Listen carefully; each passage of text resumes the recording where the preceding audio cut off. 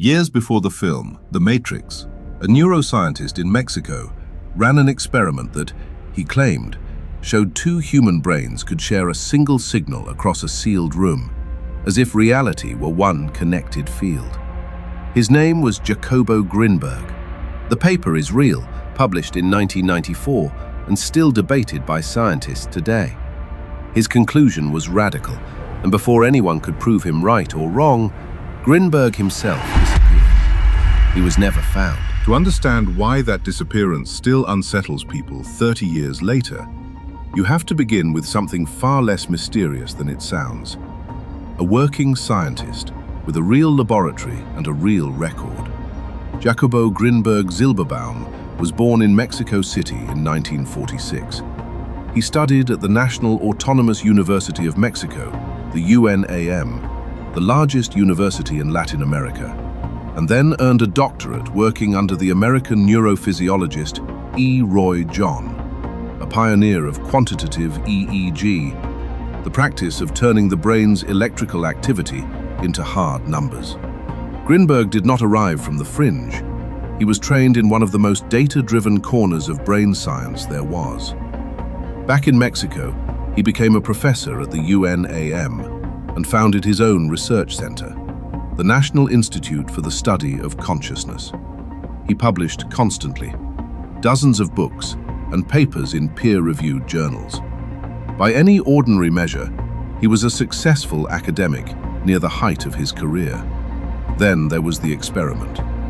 In 1994, Grinberg published a paper with a deliberately provocative title, The EPR Paradox in the Brain, the Transferred Potential. The setup is simple to describe. Two people sat together and, in his words, tried to build a feeling of connection. Then they were separated into different rooms, each one inside a Faraday cage, a metal enclosure that blocks electromagnetic signals. Both were wired to EEG machines. One person, the sender, was shown flashes of light. Those flashes produced a clear, measurable spike in their brain activity, an evoked potential. That part is ordinary neuroscience. Nobody disputes it. Grinberg's claim was about the other person. In the sealed, separate room, receiving no flashes and no signal anyone could detect, the receiver, he reported, sometimes showed a matching spike at the same moment. A transferred potential. If that were true, it would mean two isolated brains had shared information across a barrier built to let nothing through. He framed it in the language of physics, borrowing from the famous Einstein-Podolsky-Rosen thought experiment about particles that seem linked at a distance. In the paper, he called it a claim, not a proof. And here is the honest state of it today. No independent laboratory has reproduced the result to the wider scientific community's satisfaction. It stays contested, cited by some, dismissed by others. What is not in doubt is that the paper is real, that it was published, and that a trained neuroscientist put his name to it. The transferred potential experiment did not come out of nowhere. It was one piece of a much larger idea Grinberg spent his life building. This is where a serious scientist walked, on purpose, to the edge of what science accepts. He called it the syntergic theory. In his framework, the brain does not simply receive a ready-made world through the senses.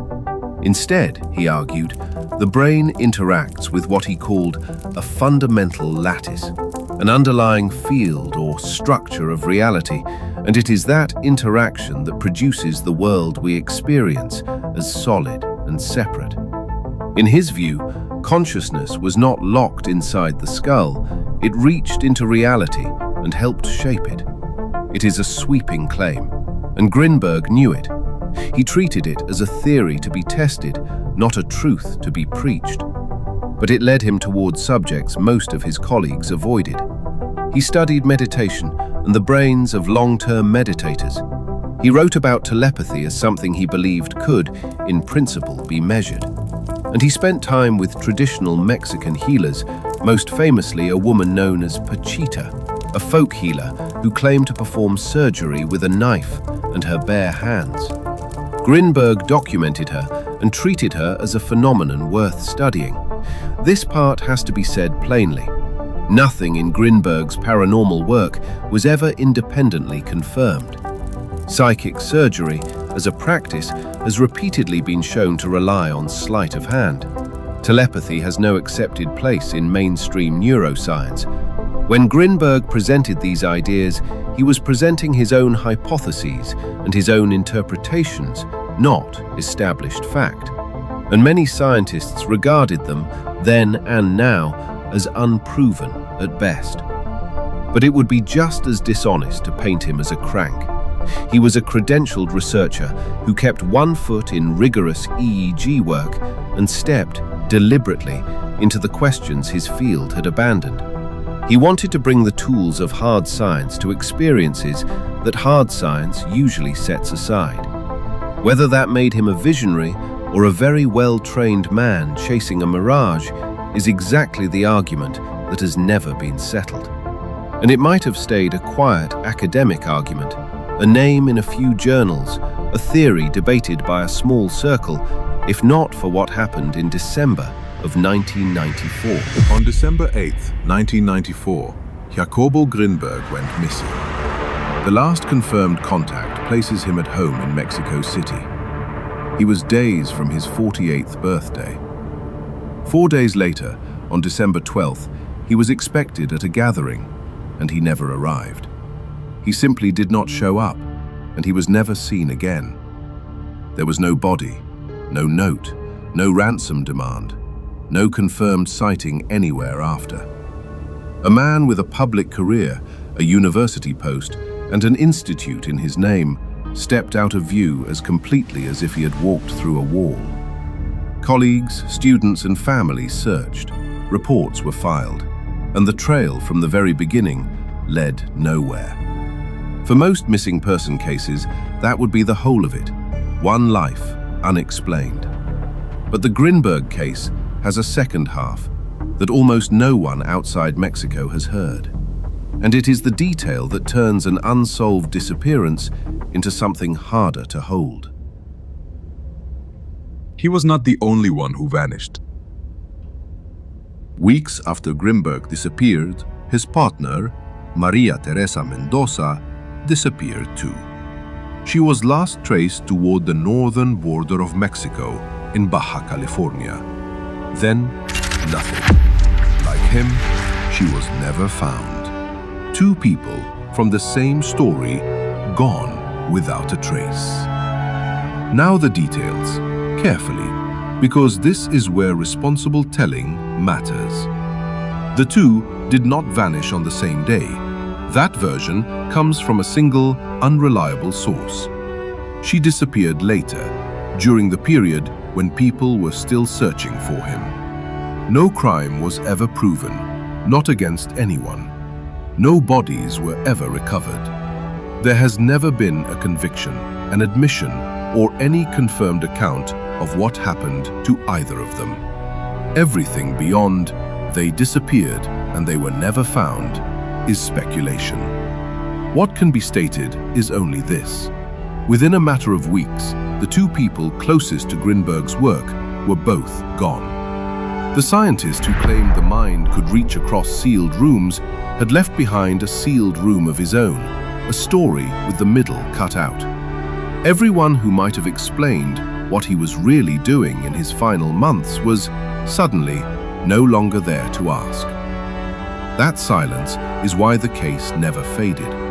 It is also why it draws so many answers, because a vacuum this large pulls every theory toward it.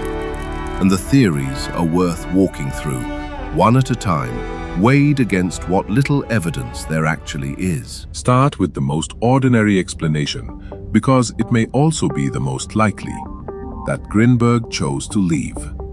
He was a restless man, drawn to spiritual traditions, to India, to the idea of stepping away from the world he knew.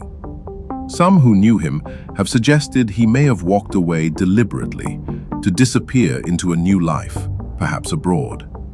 It is unprovable, but it needs no conspiracy, and it fits a man who spent his career questioning the boundaries of the ordinary self. A quieter version of the same idea points to his state of mind in that final period. People close to him have described strain. None of this is confirmed, and it should not be offered as a diagnosis. It is one possibility among several. Then there is the darker, human explanation that something was done to him and to Mendoza. Given two people missing and never found, it is an obvious suspicion. But suspicion is all it is. No crime was ever proven. No suspect was ever charged. And out of respect for people who are still alive and have never been convicted of anything, it stays exactly there, an open question, not an accusation. And then there are the theories that made this case famous online. The most popular is that Grinberg's consciousness research had drawn the attention of intelligence agencies. During the Cold War, the United States really did run a government program studying psychic phenomena for military use. It was later declassified under the name Stargate. That program was real. The leap some have made from it, that Grinberg was taken for what he knew or that his research was seized, is not. It is speculation, repeated so often it can start to sound like fact. His family has spoken of research they believe went missing. That is their testimony, and it deserves to be heard as testimony. It is not the same thing as proof. Beyond that lie the more sensational stories, versions that reach for the paranormal itself or for hidden hands. They make for good telling, and there is no evidence for any of them. On the record, they stay off it. So here is the honest ledger. What we know. Two people connected to the same unusual research disappeared within weeks of each other in late 1994 and were never found. What we do not know, why, how, or where they went. Everything else, every version with a villain and a motive, is a story built to fill a space the facts simply leave empty. For most of the last 30 years, Jacobo Grinberg was a name known mainly in Mexico, a cult figure in Spanish-speaking circles, and almost unheard of in English. That has been changing. In 2020, a documentary revisited his life and his disappearance. In 2023, the writer Ilan Stavans laid the case out in an essay in The American Scholar. And in 2025, his name returned to the pages of a major scientific journal when a piece in the Nature group revisited his work and asked, seriously, what to make of it. A man his field had mostly set aside was being read again, not necessarily believed, but reconsidered. It is not hard to see why the story is finding an audience now. We live in a moment fascinated by consciousness, by the limits of the brain, by the old question of whether the mind is only the matter that carries it. Grinberg asked that question with electrodes and Faraday cages in a real laboratory. And then he was gone before he could answer it or be corrected. That is the shape of the thing that keeps it open. If he had been proven wrong, his field would have moved on. If he had been proven right, the world would have changed. Instead, the experiment sits unresolved, and the man who ran it walked out of his own story and never came back. What we are left with is a record and an absence, a real scientist, real credentials, a real contested paper, and then a silence where the answer should be. No body, no confession, no ending. 30 years on, no one can tell you what Jacobo Grinberg proved or failed to prove, and no one can tell you where he went. That is why this case does not close. Not because the truth is being hidden, because, so far, there simply isn't